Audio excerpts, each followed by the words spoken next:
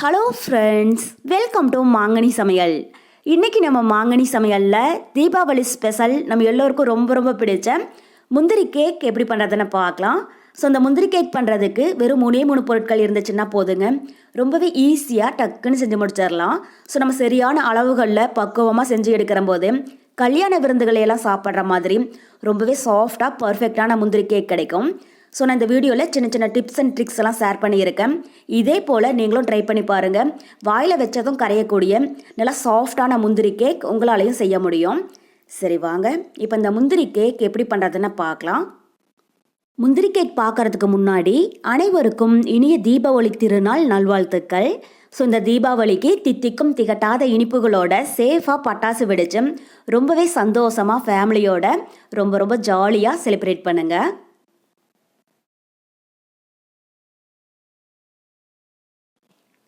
முந்திரி கேக் பண்ணுறதுக்கு நான் 1/4 கிலோ அளவுக்கு முந்திரி பருப்பு எடுத்துருக்கேங்க. இது கிட்டத்தட்ட நமக்கு 2 கப் அளவு இருக்குது. முழு முந்திரி இல்லைன்னா உடச்ச முந்திரி பருப்பு ரெண்டுலையும் எது வேணாலும் சேர்த்துக்கோங்க. நல்லா தரமான முந்திரி பருப்பாக எடுத்துக்கோங்க. டேஸ்ட்டும் ரொம்பவே நல்லா இருக்கும். இதை நம்ம ஊற வச்சுட்டு அரைக்கிற போது மாவும் நல்லா உபரியாகும். இப்போ இந்த முந்திரி பருப்பு நல்லா மூழ்கிற அளவுக்கு தண்ணி விட்டு 2-3 டைம் நல்லா கழுவி எடுத்துக்கோங்க. முந்திரி பருப்பு பார்க்குறதுக்கு நல்லா பியூர் ஒயிட்டாக இருக்கிற மாதிரி தான் இருக்கும். இது மாதிரி தண்ணி விட்டு கழுவுற போது தான் அதுக்கு மேலே இருக்கிற அழுக்கு முந்திரி பாலெல்லாம் நல்லா சுத்தமாக க்ளீன் ஆகும். இப்போ இதே போல் இன்னும் ஒரு 2 டைம் நல்லா கழுவி எடுத்துக்கோங்க. பாருங்கள், இப்போ முந்திரி பருப்பை நல்லா கழுவி எடுத்தாச்சு. இப்போ இது கூட இது நல்லா மூழ்கிற அளவுக்கு தண்ணி விட்டு 2 மணி நேரம் போல் நல்லா ஊற வச்சிடுங்க. சுடுதண்ணி சேர்க்க வேண்டாம், பச்சை தண்ணி சேர்த்து ஊற வச்சிடுங்க. குறைஞ்சது 1.5 மணி நேரத்துலேருந்து 2 மணி நேரம் போல் நல்லா ஊறணும். அதுக்கப்புறமா நம்ம எப்படி இருக்குன்னு பார்க்கலாம். பாருங்கள், இப்போ முந்திரி பருப்பு 2 மணி நேரம் போல் நல்லா சாஃப்டாக ஊறி வந்துடுச்சு. ஒன்று எடுத்து கையில் உடச்சி பார்த்தீங்க அப்படின்னா இது மாதிரி நல்லா உடையணும். பாருங்கள், இந்த அளவுக்கு இருக்கணும். இதை இப்போ தண்ணியெல்லாம் வடிச்சிட்டு மிக்ஸி ஜாரில் சேர்த்துடலாம்.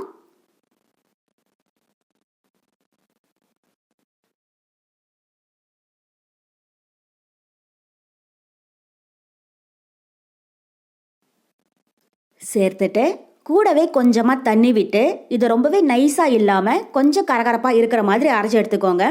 தண்ணி ரொம்பவே அதிகமாக சேர்த்துடக்கூடாது. 1/4 கப்புக்கும் குறைவாக சேர்த்திங்கனாலே போதும். அதே மாதிரி நைஸாக அரைக்க வேண்டாம். கொஞ்சம் கரகரப்பாக இருந்துச்சு அப்படின்னா தான் முந்திரி கேக் சாப்பிட்ற போது அது வாயில் கடிப்பட்டு டேஸ்ட்டு ரொம்பவே நல்லா இருக்கும். இதை பறைச்சிட்டு வந்துடலாம். பாருங்கள், இப்போ முந்திரி பருப்பை அரைச்சி எடுத்தாச்சு. ஸோ உங்களுக்கு பார்க்குற போதே தெரியும் இந்த அளவுக்கு நல்லா திக்காகவும் அதே மாதிரி கொஞ்சம் கரகரப்பாகவும் இருக்கணும். பாருங்கள், இது மாதிரி. இப்போ இது ஒரு கடாய்க்கு மாற்றிடலாம். ஸோ எந்த கடாயில் ஸ்வீட் பண்ணுறீங்களோ அதில் சேர்த்துடுங்க. இது மாதிரி அகலமான நான்ஸ்டிக் கடாய் இருந்துச்சு அப்படின்னா அது பயன்படுத்திக்கோங்க. இல்லை அப்படின்னா நல்லா அடிகனமான கடாய் எடுத்துக்கோங்க. அப்போ தான் முந்திரி கேக் பண்ணுற போது அது கொஞ்சம் கூட அடி பிடிக்காமல் நல்லா சுருண்டு வரும். இப்போ முந்திரி விழுது உள்ளே சேர்த்துட்டு கூடவே மிக்ஸி ஜாரில் கொஞ்சமாக தண்ணி விட்டு கலந்து சேர்த்துக்கோங்க. தண்ணி அதிகமாக சேர்க்க வேண்டாம், 1/4 கப்புக்கும் குறைவாக சேர்த்திங்கனாலே போதும். சேர்த்துட்டு கூடவே ஸ்வீட்னஸ்க்காக 3/4 கிலோ அளவுக்கு சர்க்கரை சேர்த்துடலாம். ஸோ 1/4 கிலோ முந்திரி பருப்பு எடுத்தீங்க அப்படின்னா அதுக்கு 3/4 கிலோ அளவு சர்க்கரை சேர்த்துக்கோங்க. முந்திரி கேக் வாயில் வச்சதும் அப்படியே கரைஞ்சி போயிடும். நல்ல ஸ்வீட்டாகவும் இருக்கும். உங்களுக்கு ஒரு வேளை ஸ்வீட் குறைவாகவே போதும் அப்படின்னு நினச்சிங்கன்னா 1/4 கிலோ முந்திரி பருப்புக்கு 600 கிராம் அளவு சேர்த்துக்கோங்க. இனிப்பு அளவாக இருக்கும். ஸோ நான் 2 கப் முந்திரி பருப்பு எடுத்ததுக்கு அதே கப்பில் 3 கப் அளவு சர்க்கரை சேர்த்துருக்கேன். சேர்த்துட்டு இப்போ இதோட டைம் நல்லா கலந்து விட்டுறலாம். இது மாதிரி ஃபஸ்ட்டே முந்திரி விழுதோட சர்க்கரையை சேர்த்து நல்லா கலந்துட்டு அதுக்கப்புறமா ஸ்டவ்வில் வச்சு நம்ம நல்லா மிக்ஸ் பண்ணி விட்டுறலாம். அப்போ தான் முந்திரி விழுது கொஞ்சம் கூட கட்டி விழுகாமல் இருக்கும். பாருங்கள், இப்போ முந்திரி விழுது சர்க்கரையோட நல்லா சேர்ந்து வந்துருச்சு.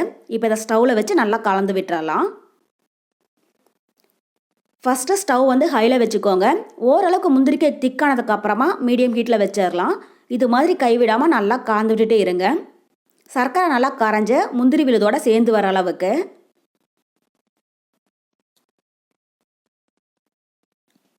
பாருங்கள், இப்போ சர்க்கரை நல்லா கரைஞ்ச முந்திரி கேக் ஓரளவுக்கு திக்காக ஆரம்பிச்சிடுச்சு.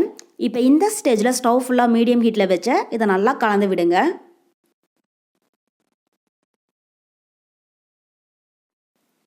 இப்போ முந்திரி கேக் பாதி அளவுக்கு ரெடி ஆகிடுச்சு. இப்போ உங்களுக்கு பார்க்குற போதே தெரியும் ஒரே மாதிரி நல்லா பபிள்ஸ் வர ஆரம்பிச்சிடுச்சு. இப்போ இந்த ஸ்டேஜில் ஒரு கப் அளவுக்கு நெய் எடுத்து வச்சுருக்கேன், அதை உள்ளே சேர்த்துடலாம். ஸோ இது வந்து நமக்கு 250 ml அளவு இருக்குது. நெய் வந்து ஃபஸ்ட்டே நிறைய சேர்க்க வேண்டாம், இது மாதிரி கொஞ்சம் கொஞ்சமாக சேர்த்து நல்லா கலந்து விடுங்க.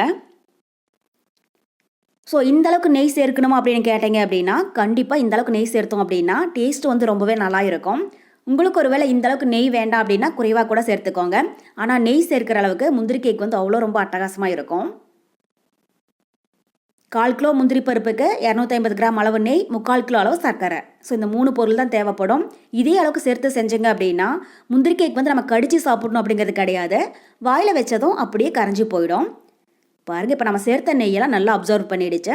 இப்போ மீதி இருக்கிற நெய்யும் கொஞ்சமாக உள்ளே சேர்த்துடலாம். சேர்த்துட்டு இதை இப்போ திரும்பவும் ஒரு டைம் நல்லா கலந்து விட்டுருங்க. இது மாதிரி கைவிடாமல் நல்லா கலந்து விட்டுட்டே இருக்கணும், அப்போ தான் நெய் ஃபுல்லாக அப்சர்வ் ஆகும். அப்படியே விட்டுட்டிங்க அப்படின்னா நெய் வந்து மேலே மிதந்துகிட்டே தான் இருக்கும். பாருங்கள், இப்போ முந்திரி கேக் 3/4 ரெடி ஆகிடுச்சு. இப்போ கடைசியாக மீதி இருக்கிற நெய்யையும் உள்ளே சேர்த்துடலாம். ஸோ நம்ம என்ன தான் நான்ஸ்டிக் கடாய், நல்லா அடிகனமான கடாய் பயன்படுத்தணும் அப்படின்னாலும் கலந்து விடாமல் விட்டுட்டோம் அப்படின்னா முந்திரி கேக் வந்து அடிப்பிடிக்க ஆரம்பிச்சிடும். அப்புறம் ஸ்வீட்டோட கலரும் மாறிடும், டேஸ்ட்டும் மாறிடும். இது மாதிரி கைவிடாமல் நல்லா கலந்துட்டுட்டே இருங்க, அப்போ தான் ஸ்வீட் நல்லா ஒன்றா சேர்ந்து சுருண்டு வரும்.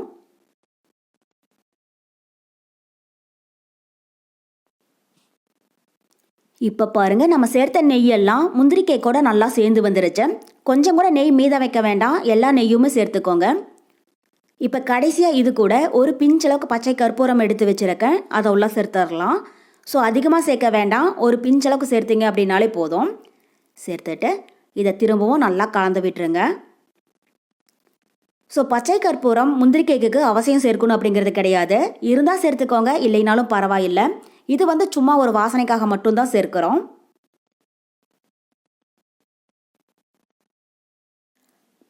பாருங்க, இப்போ ஸ்வீட் வந்து நல்லா திக்காகி சுற்றியுமே பபிள்ஸ் வர ஆரம்பிச்சிடுச்சு. ஸோ உங்களுக்கு பார்க்கும்போதே தெரியும். இப்போ இந்த ஸ்டேஜில் ஸ்டவ் ஃபுல்லாக லோ ஃப்ளேமில் வச்சு இதை நல்லா கலந்து விடுங்க. ஏன்னா இனி முந்திரி கேக் உடனே கெட்டிப்பட ஆரம்பிச்சிடும். ஸ்டவ் வந்து மீடியம் ஹீட்டில் வைக்க வேண்டாம், லோ ஃப்ளேம்லேயே இருக்கட்டும். பாருங்கள், இப்போ முந்திரி கேக் நல்லா திக்காக ஆரம்பிச்சிடுச்சு. கடாயில் ஒட்டாமல் லைட்டாக சுருண்டு வருது. ஸோ இதை இப்போ கரண்டியில் எடுத்து விட்டீங்க அப்படின்னா இது மாதிரி நல்லா மடிப்பு மடிப்பாக விழுகணும். இதுதான் முந்திரி கேக்குக்கு கரெக்டான பதம். பாருங்கள், இந்த அளவுக்கு இருக்கணும். ரொம்பவே கெட்டியாக விட்டுடக்கூடாது, இந்த அளவுக்கு கொஞ்சம் இணக்கமாக இருக்கணும். இது ஆறுனதுக்கு அப்புறமா சரியாக போயிடும். இப்போ இந்த ஸ்டேஜில் ஸ்டவ் ஆஃப் பண்ணிவிட்டு இதை இறக்கி வச்சிடலாம்.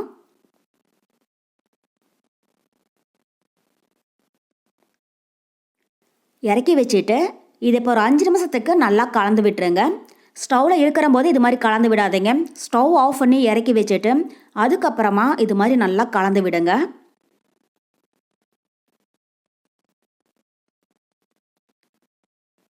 பாருங்கள், இப்போ ஒரு 5 நிமிஷம் போல் நல்லா கலந்தாச்சு. அவ்வளோதான். இது இப்போ ஒரு நெய் தடவின ஸ்ட்ரேக்கு மாற்றிடலாம்.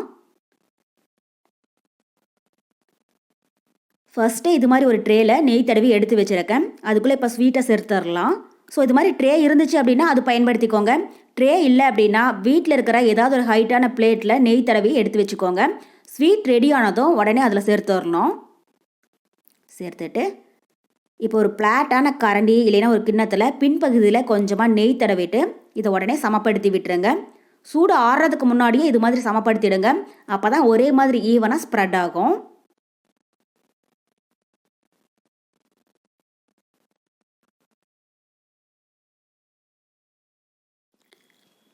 பாருங்கள், இப்போ ஸ்வீட்டை நல்லா சமப்படுத்தி விட்டாச்சு. இது இப்போ ஒரு 15லேருந்து 20 நிமிஷத்துக்கு நல்லா ஆறட்டும். ஆறுனதுக்கு அப்புறமா நம்ம பீஸ் போட்டு எடுத்துக்கலாம். இப்போ இது ஒரு ஓரமாக இருக்கட்டும். பாருங்கள், இப்போ முந்திரி கேக் நல்லா ஆறி லைட்டாக கை பொறுக்கிற சூட்டில் இருக்குது. ரொம்பவே சூடு ஆறிடக்கூடாது, கொஞ்சம் லைட்டாக வெது வெதுப்பாக இருக்கணும். இப்போ இந்த ஸ்டேஜில் நம்ம பீஸ் போட்டுடலாம். ஸோ உங்களுக்கு எந்த சைஸில் எந்த ஷேப்பில் பீஸ் வேணுமோ அதுக்கு தகுந்த மாதிரி கட் பண்ணிக்கோங்க. நான் வந்து இன்றைக்கி டைமண்ட் ஷேப்பில் கட் பண்ண போகிறேன். ஸோ இது மாதிரி ஸ்கேல் வச்சு கட் பண்ணி எடுத்துட்டோம் அப்படின்னா நமக்கு ஒரே மாதிரி பீசஸாக பார்க்குறதுக்கும் ரொம்பவே நல்லா இருக்கும்.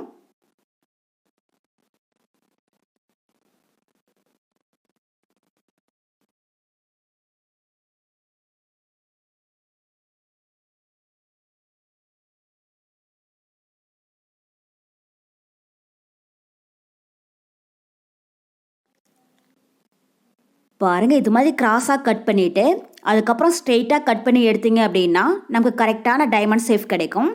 பாருங்கள், இது மாதிரி. இப்போ இதுக்கு மேலே உங்ககிட்ட சில்வர் லீஃப் இருந்துச்சு அப்படின்னாலும் மேலே ஒட்டி விட்டுருங்க. நம்ம பேக்கெட்லாம் வாங்கக்கூடிய முந்திரி கேக் மாதிரியே மேலே நல்லா மினுமினுன்னு இருக்கும். ஸோ என்கிட்ட சில்வர் லீஃப் எதுவும் இல்லை அப்படிங்கிறதுனால நான் மேலே எதுவும் ஒட்டி விடலை, நேச்சுரல் கலராக தான் எடுக்க போகிறேன். பாருங்கள், இப்போ முந்திரி கேக்கை நல்லா கட் பண்ணியாச்சு. இதை இப்போ ஒரு பீசஸாக வெளியில் எடுத்துடலாம்.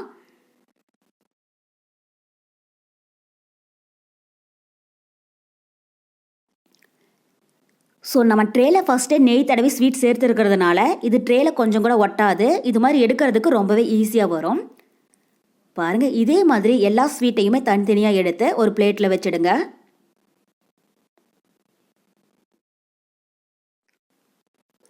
அவ்வளோதான். இப்போ நம்ம எல்லோருக்கும் ரொம்ப ரொம்ப பிடிச்ச தீபாவளி ஸ்பெஷல் முந்திரி கேக் ரொம்பவே சூப்பராக தயாராகிடுச்சு. ஸோ நீங்களே பாருங்கள், முந்திரி கேக் எவ்வளோ பர்ஃபெக்டாக நல்லா சாஃப்டாக வந்திருக்கு அப்படின்ட்டு. ஸோ இது வாயில் வச்சதும் அப்படியே கரைஞ்சி போயிடும். அந்தளவுக்கு டேஸ்ட்டு ரொம்பவே அட்டகாசமாக இருக்கும். ஸோ நம்ம எடுத்துருக்கிற இந்தளவுக்கு சர்க்கரை, நெய், முந்திரி பருப்புக்கு நமக்கு பெரிய சைஸ் பீசஸாக 52 முந்திரி கேக் கிடச்சிருக்கு. இது வந்து நமக்கு 1.5 கிலோ அளவு இருக்குது. ஸோ கண்டிப்பாக நான் சொல்லியிருக்கிற இதே அளவில் இதே மெத்தடில் நீங்களும் இந்த முந்திரி கேக் செஞ்சு பார்த்துட்டு எப்படி இருக்குன்னு கமெண்ட் பாக்ஸில் சொல்லுங்கள். என்னுடைய இந்த ரெசிபி வீடியோ உங்களுக்கு பிடிச்சிருந்தா லைக் பண்ணுங்கள், உங்கள் ஃப்ரெண்ட்ஸுங்க கூட நிறைய ஷேர் பண்ணுங்கள். மறக்காமல் மாங்கனி சமையலுக்கு சப்ஸ்கிரைப் பண்ணுங்கள். நன்றி.